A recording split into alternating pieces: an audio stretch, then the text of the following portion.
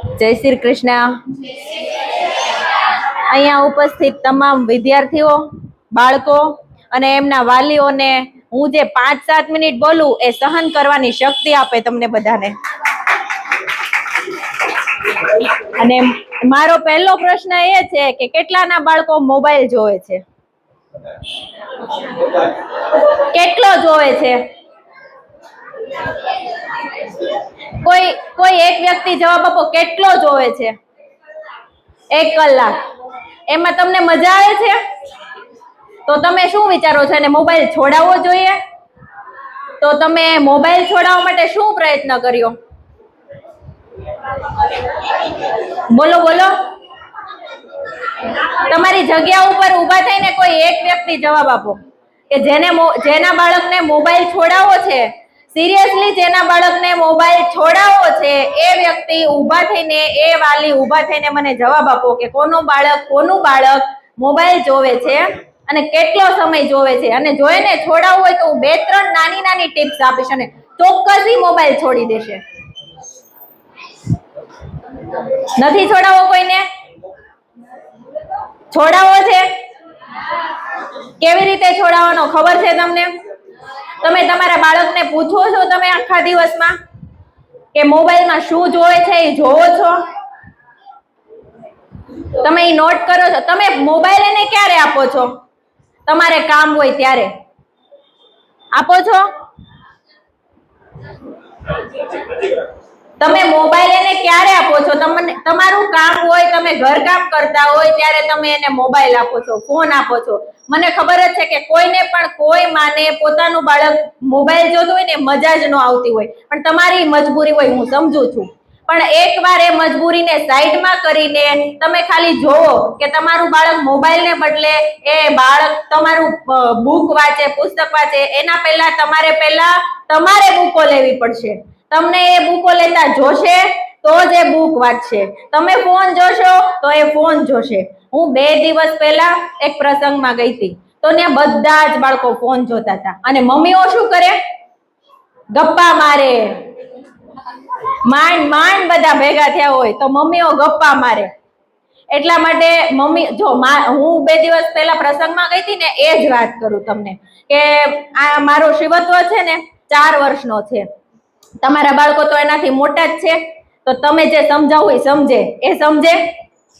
જરાય ન સમજે. તો પણ એને મને એમ કીધું, મમ્મા અહીંયા તો બધા જ છોકરાઓ ફોન લે છે, મને એકવાર ફોન આપને.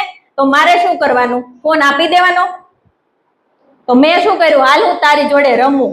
એટલું પબ્લિક હતું, શ્રાદ્ધમાં જમવા ગયા હતા તો હું એની જોડે રમી.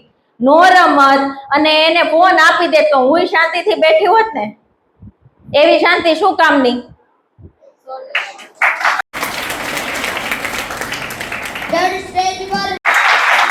તો તમારા બાળકને મોબાઈલ છોડાવવો હોય તો તમારે થોડું એક્ટિવ થવું પડશે, જેથી કરીને એ મોબાઈલ છોડી દેશે.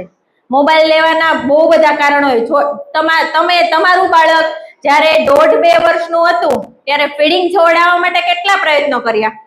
3 દિવસ રડે, 4 દિવસ રડે, આખી રાત જાગવું પડે. મોબાઈલ છોડાવવામાં કેટલા પ્રયત્નો કરવા પડે? એનાથી તો ઓછા જ કરવા પડશે ને. રડશે, જીદ કરશે, નહીં જમે. કેટલા દિવસ નહીં જમે? પેટમાં તો ભૂખ લાગે ને. તો મોબાઈલ ચોક્કસ છોડી દેશે. જેટલો પ્રયત્ન તમે ફીડિંગ છોડાવવામાં કરો છો ને એટલો પ્રયત્ન મોબાઈલ છોડાવવામાં કરશો ને તો તમારું બાળક, તમારા બચ્ચાઓ મોબાઈલ જરૂર છોડી દેશે. અને બીજી વસ્તુ, કોનું બાળક જીદ કરે છે? મારે આ જોઈએ ને જોઈએ જ, આના સિવાય નહીં ચાલે. કરે છે જીદ? કરતું જ હશે, કેમ કે તમે લોકો જીદ કરતા હશો સામે. કરે છે ને? મમ્મી તમારી વાત માને? બધી વાત માને મમ્મી કે કોઈક નો માને? શું કામ નો માને? નો માને કોઈક વાત, બધી વાત નો માને મમ્મી, કેમ કે તમારા માટે સારી ના હોય. અને બાળકને છે ને, ખાસ કરીને છોકરીઓને ખાસ કરીને એને તમે સવાલ પૂછો, સ્કૂલમાં આજે તમે શું કર્યું? બધી જ વસ્તુ શિક્ષકો ન કરે, થોડો સપોર્ટ શિક્ષકોને, વાલીઓને પણ કરવો પડે.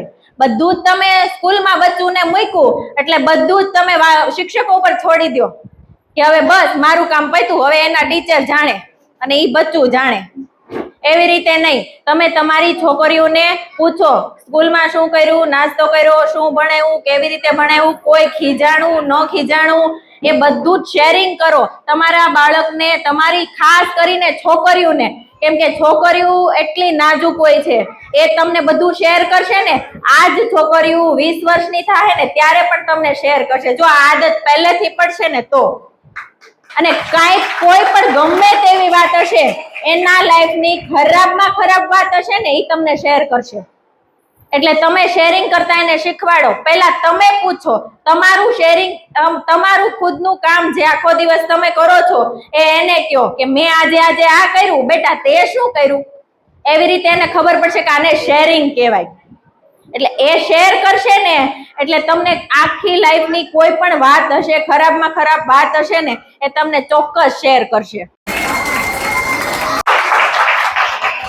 બસ મારે આ 3 જ વાત કહેવી હતી કે જીદ કરે છે બાળક, આપણું બચ્ચા જીદ તો કરતા હોય કેમ કે મમ્મીઓ જીદ કરે છે, એટલે બાળક તમારામાંથી જ શીખે છે. હું વધારે કઈ વસ્તુ નથી જાણતી, મારા 4 વર્ષનું જ બાળક છે.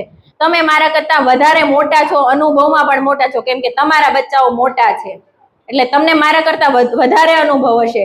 મારાથી ભૂલ થાય, હું શીખું છું. પહેલેથી આપણે માં બનીએ ત્યારે શીખીને તો ના આવીએ ને. ધીમે ધીમે ભૂલ કરતા કરતા, કોઈ આપણને ટોકે, સાસુ આપણને કે આમ કરાય ન કરાય, ત્યારે આપણને ખબર પડે કે આ એકચ્યુઅલીમાં સાચું શું ને ખોટું શું. એટલા માટે ધીમે ધીમે શીખતા જઈએ. કાલ ને કાલ આદત નો ચેન્જ થાય, ધીમે ધીમે આદત ચેન્જ થાય. એટલા માટે તમે લોકો બધા પ્રયત્ન કરો, અને ખાસ કરીને ફોન છોડાવવાનો તો પ્રયત્ન ચોક્કસ કરજો. Thank you. અમે લાસ્ટ ટાઈમમાં મંચ મિત્રમાં હું ને મનીષ બે આવ્યા હતા, હસબન્ડ વાઈફ.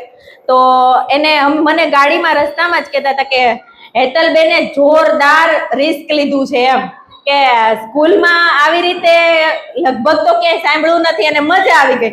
આટલા નાના, અમારે ખાલી આટો મારીને જવું હતું, પણ એ છેક સુધી બેઠા કે બહુ મજા આવી. આટલા નાના બચ્ચાઓ બોલતા હતા. Thank you. ખૂબ સરસ.